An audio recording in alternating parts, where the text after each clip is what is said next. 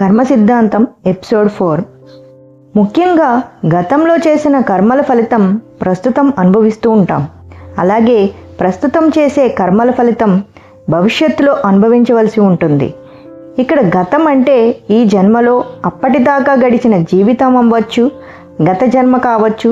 గత జన్మలు కూడా వారి గతం క్రిందకే వస్తుంది. అంటే గత జన్మలోనివే కాదు, అంతకుముందు జన్మలో చేసిన కర్మలు కూడా ప్రస్తుతం అనుభవించవలసి ఉంటుంది, అనుభవించే అవకాశం ఉంది. చాలామంది అభిప్రాయం ఏంటంటే గత జన్మని బట్టే ఈ జన్మ ఉంటుంది అనుకుంటారు. కానీ గత జన్మ కాదు, అంతకుముందు జన్మలను బట్టి కూడా ఈ జన్మ ఆధారపడి ఉండవచ్చు. అంతేకాదు, గతం అంటే ఈ జన్మలో చేసిన కర్మలు కూడా ఈ జన్మలోనే అనుభవించే అవకాశం ఉంది. కానీ ఎప్పుడు ఏది అనుభవించాలో, ఏది అనుభవిస్తున్నామో అంతా సృష్టి నిర్ణయం ప్రకారం ఆధారపడి ఉంది. ఏది ఏమైనా గతంలోనివే ప్రస్తుతం అనుభవిస్తాం. అలాగే భవిష్యత్తు అంటే ఈ జన్మలో మిగిలి ఉన్న జీవితం కావచ్చు, రాబోయే జన్మ కావచ్చు, లేకపోతే రాబోయే జన్మలు కావచ్చు. ఇదంతా వారి భవిష్యత్తే. మరి ఎప్పుడు అనుభవిస్తాం అన్నది సృష్టి నిర్ణయం మీద ఆధారపడి ఉంటుంది. అంటే చేసిన కర్మలు ఎవరు, ఎప్పుడు, ఎలా అనుభవించాలో నిర్ణయించేది సృష్టి, అంటే ప్రకృతి, అంటే భగవంతుడు. చాలామందిలో ఉన్న అపోహ ఏమిటంటే ఈ జన్మలో చేసుకున్నవి ఈ జన్మలో అనుభవించవేమో అనుకుంటారు. ఈ జన్మలో చేసుకున్న కర్మ ఫలితాలు వచ్చే జన్మలోనే అనుభవిస్తామని అనుకుంటారు. అందుచేత తప్పులు పాపాలు చేసేవారు మాంసం తిని హింసను కారకులయ్యేవారు ఏమని అంటారంటే, అసలు జన్మలు ఉన్నాయా లేదో, చనిపోయిన తర్వాత మనం ఉంటామో ఉండమో, ఎప్పుడో ఏదో జన్మలో అనుభవిస్తామని ఇప్పుడు సరదాలు వదులుకోవడం ఎందుకు, అనుభవించేది మానడం ఎందుకు, ఉన్నప్పుడే అవకాశం ఉన్నప్పుడే అనుభవించాలి, సరదాలు తీర్చుకోవాలి. అంతేకాని పాపం పాపం అంటూ అన్నీ త్యాగం చేయడం ఎందుకు? ఏదైనా అయితే అప్పుడే చూసుకుందాం, ఇప్పుడు బాగానే ఉన్నాం కదా, ఇంకా జన్మలు ఉన్నాయని ఎవరు చెప్పగలరు, ఎలా చెప్పగలరు? అయినా అప్పుడు మనం ఉండం కదా, దాని గురించి అనవసరంగా ఆలోచించడం ఎందుకు? వచ్చే జన్మలో అనుభవించే దాని గురించి ఇప్పుడు ఆలోచించడం ఎందుకు? హాయిగా ఉన్నప్పుడే అనుభవించేస్తే పోలే అంటారు. చేసిన కర్మలకు ఫలితం ఈ జన్మలో అనుభవించామనే వారి ఉద్దేశం. కానీ తెలుసుకోవాల్సింది ఏంటంటే గత జన్మలోవే కాదు, చేసిన కర్మలు ఎక్కువ శాతం ఈ జన్మలోనే అనుభవించే అవకాశం ఉంది. అందుచేత ఈ జన్మలో చేసినవి వచ్చే జన్మలోనే కాకుండా అలా అనుకుని పాపాలు చేస్తే ఈ జన్మలో మీ భవిష్యత్తు అంటే ముసలితనం అంతా నరకప్రాయం అవుతుంది. అందుకే శాస్త్రాలలో పాపి చిరాయువు అని చెప్పబడింది. అంటే పాపాలు చేసిన వారు ఎక్కువ కాలం బ్రతుకుతారని అర్థం. కారణం యవ్వనంలో యవ్వన గర్భంతో చేసిన లెక్కలేనన్ని పాపాలు అనుభవించాలంటే ఎక్కువ కాలం బతకాలి కదా. అందుచేత ఎంత ముసలివారైనా చావు రాదు. పైగా అన్నీ కష్టాలే, ఎన్నో రకాల రోగాలు, ఎన్నో సమస్యలు. ఎలాంటి పరిస్థితి అంటే తమ పని తాము చేసుకోలేరు, పిల్లల మీద ఆధారపడాలి. వారు సరిగ్గా చూస్తారా అంటే అది కనిపించదు, అన్నీ చిత్రార్కాలే. ఒక పక్క రోగబాధ, మరో పక్క ఎవరూ పట్టించుకోవట్లేదనే బాధ. అలా నరకం అనుభవిస్తూ మంచం మీద పడి తీసుకుని అందరినీ పీడించి ఎప్పటికో చేస్తారు. అసలు ఈ వృద్ధాప్యంలోనే ఎందుకు కష్టాలు వస్తాయి? గమనిస్తే ఎవరికైనా యవ్వనంలో కంటే వృద్ధాప్యంలోనే ఎక్కువ కష్టాలు, రోగాలు వస్తూ ఉంటాయి. రకరకాల సమస్యలు వస్తాయి.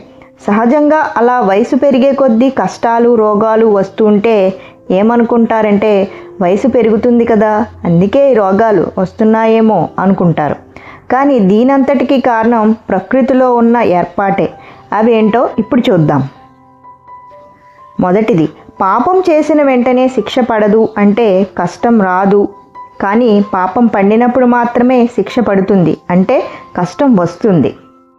ఇక రెండోది, ప్రారబ్ధ కర్మలు అంటే ఈ జన్మలో అనుభవించటానికి తెచ్చుకున్న కర్మలు ఎక్కువగా వృద్ధాప్యంలో అనుభవించే ఏర్పాటు ఉండటం. ఇప్పుడు దీని గురించి ఉదాహరణ చూద్దాం. చెట్టుకు కాసిన కాయ వెంటనే రాలదు. అది చెట్టు నుండి రాలాలంటే కొంత సమయం పడుతుంది. ఆ కాయ బాగా తయారై బాగా పండాలి. అలా బాగా పండినప్పుడే అది చెట్టు నుండి రాలుతుంది. అలాగే మానవులు చేసిన పాపాలకు వెంటనే శిక్ష పడదు, అంటే కష్టం రాదు. కారణం పాపం పండలేదు కాబట్టి. పాపం పండడానికి కొంత సమయం పడుతుంది. ఒక రకంగా యవ్వనంలో చేసిన పాపాలు చేసి చేసి చేసి అవి పండడానికి వృద్ధాప్యం రావాల్సిందే.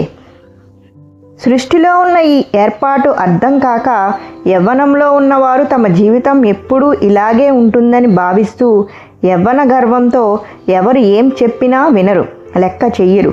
తమకు ఇష్టం వచ్చినట్టుగా, తమకు నచ్చినట్టుగా జీవిస్తారు. వాళ్ళకి నచ్చినట్టుగా పనులు చేస్తారు, ప్రవర్తిస్తారు. తాము చేసే పనులు భవిష్యత్తులో తమకు నష్టాన్ని కలిగిస్తాయా, కష్టాలు తెస్తాయా అన్న విషయం ఆలోచించరు. అది పాపమా కాదా అన్నది కూడా ఆలోచించరు. సుఖభ్రాంతితో చేయకూడని పనులు, పాపాలు చేసేస్తూ ఉంటారు.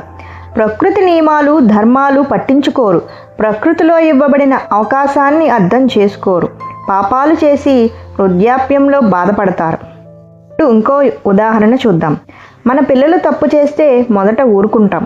అదే తప్పు మరలా చేస్తే హెచ్చరిస్తాం, మరలా చేస్తే తిడతాం.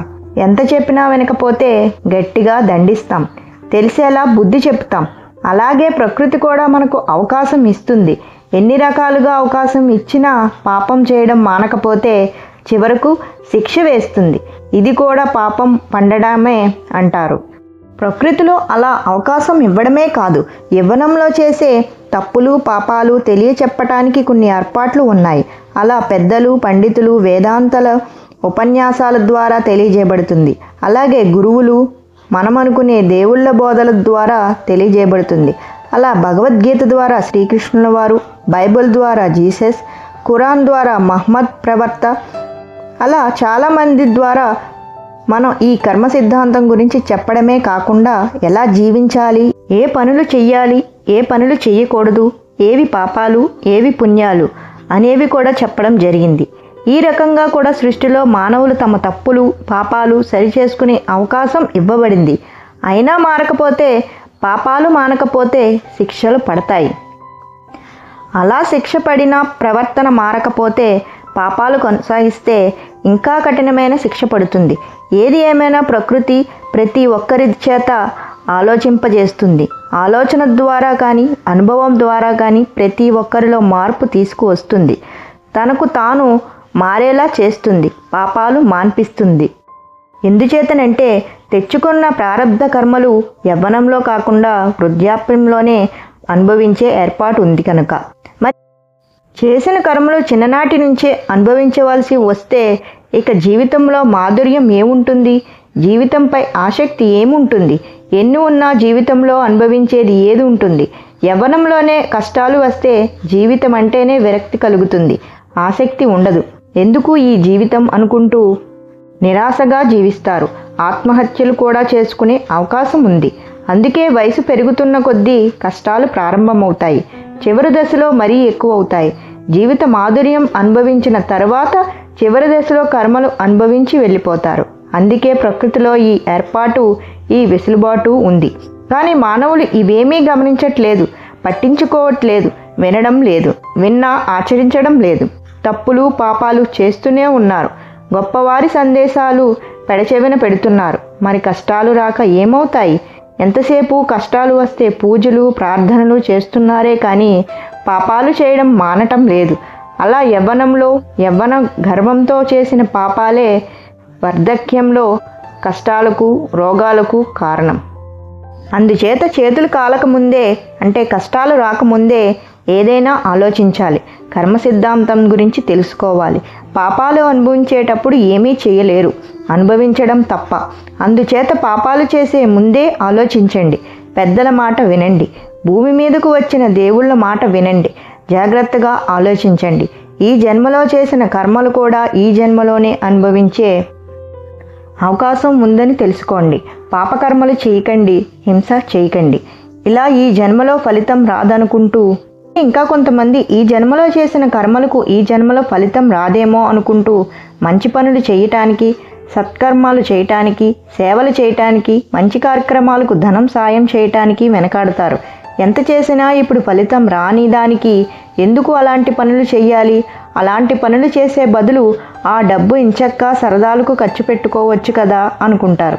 అంతేకాదు, చాలామంది నేను ఎన్నో మంచి పనులు చేశాను, అయితే మటుకు ప్రయోజనం ఏమిటి? నాకేం కలిసి రావట్లేదు, నా జీవితం ఏం బాగోలేదు, పైగా అన్నీ కష్టాలే, ఇంకా ఆ ప్రక్కవాడు చేసేవన్నీ తప్పుడు పనులు, పాపాలు, కానీ వాడి జీవితమే బాగుంది, వాడికి అన్నీ కలిసి వస్తున్నాయి అనేవారు కొంతమంది. అలాగే వచ్చే జన్మలో ఏదో వస్తుందని ఇప్పుడు రాని దానికి ఎందుకు చెయ్యాలి? ఈ జన్మ ఉందో లేదో ఎవరికి తెలుసు, ఎందుకు దాని గురించి ఆలోచించడం అని మంచి చేయగలిగినా చేసే అవకాశం ఉన్నా కొంతమంది చేయడం మానేస్తారు, చెయ్యరు కూడా. ఇలా ఈ జన్మలో ఫలితం రాదనుకుంటూ కొంతమంది పాపాలు చేస్తుంటే మరికొంతమంది పుణ్యకార్యాలు మానేస్తున్నారు. ఇదంతా ఈ జన్మలో చేసిన దానికే ఈ జన్మలో ఫలితం ఉందనే అపోహ. కానీ తెలుసుకోండి, మనం చేసిన కర్మల్లో ఎక్కువ శాతం ఈ జన్మలోనే అనుభవించాల్సి ఉంటుంది, అనుభవిస్తాం కూడా. కానీ తెలుసుకోండి, మనం చేసిన కర్మలలో ఎక్కువ శాతం ఈ జన్మలోనే అనుభవించవలసి ఉంటుంది, అనుభవిస్తాం కూడా. అందుచేత పాపాలు చెయ్యకండి, మంచి కర్మలు చెయ్యండి. సర్వే జన సుఖినో భవంతు. నెక్స్ట్ ఎపిసోడ్స్లో కలుసుకుందాం. అప్పటిదాకా సైనింగ్ ఆఫ్, మీ శ్వేతాలేఖ్య.